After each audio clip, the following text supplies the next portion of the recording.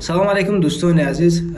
رویدادهای یک چند وقت اخیر که امروز در شبکه‌های اینترنتی یعنی داغ روز شده است که امروز در تاجیکستان تقریبا 90% اهل خلق تاجیکستان خلق مسلمان میباشند و یعنی آنها پابند دین اسلام میباشند و امروز این یعنی تجاوزها این سیاست‌ها هم علیه همین خلقی که پابند دین هستند علیه همین رفته است و شما خاموش میباشید. یعنی شما در کدام اوج رفته است، شما در کدام سطح رفته است.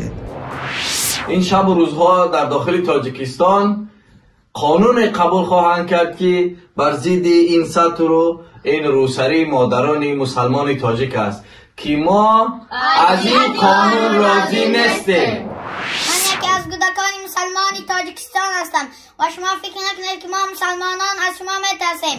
هرچند که کودک باشم من از شما کافران نمیترسم و همیشه در پشت خواهرانم میستم و همیشه از حجاب و شرف مسلمانان تا آخر قطره خونم دفاع میکنم و با قانون شما ضدیت میکنم.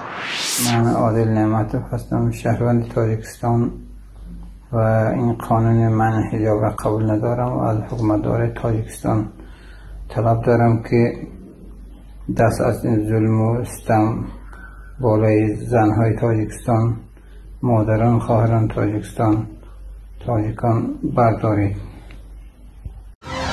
آزادی و حجاب، آزادی و دین، آزادی و عبادت در تاجیکستان.